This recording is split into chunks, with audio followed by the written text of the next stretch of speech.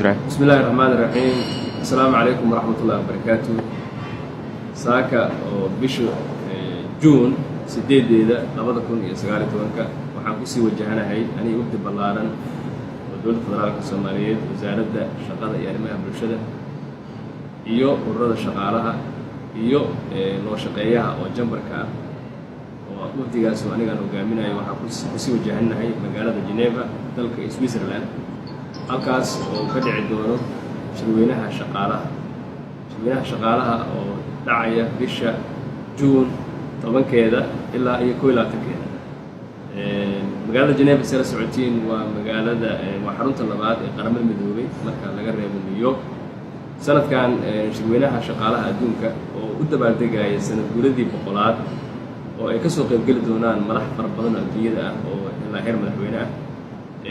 anigu waxaan halkaas ku leeyahay khudbad aan ka jeedin doono anoo diiradda ku saari doono arrimaha shaqa la'aanta ka jirta dalkeena iyo sidii waxa yidhaahdo decent work program oo sidii dalkeena looga hirgelin lahaa oo taasoo ay tahay inay xaliso arrimaha shaqa la'aanta iyo shaqa yarida ka jirta dalkeena Soomaaliya oo dhalinyarada shaqo loogu abuuri lahaa.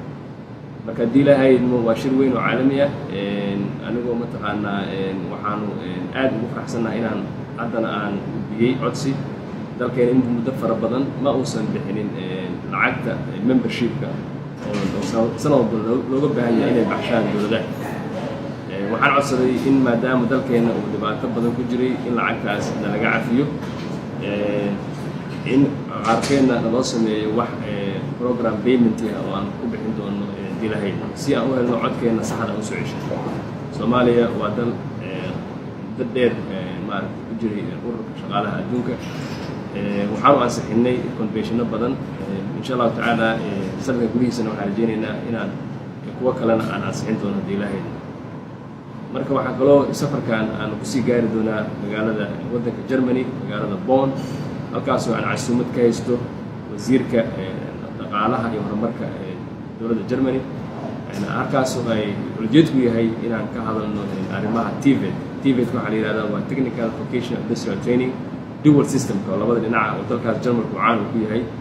halkaas aan booqasho oo rasmi ah aan ku tegi doono anagoo soo indhayn doona sida nidaamkaas xirfadda dalka Jarmalku u shaqeeyo. sida socotiin dowladda Jarmalka waxay naga caawin jirtay iskuulka farsamada gacanta ku yaalay magaalada Muqdisho. iskuulkaasna sidii loo soo nooleedana waa kala hadli doonaa iyo sidii loo dhisi lahaa macadka sidan ee lagu tababaro shaqaalaha.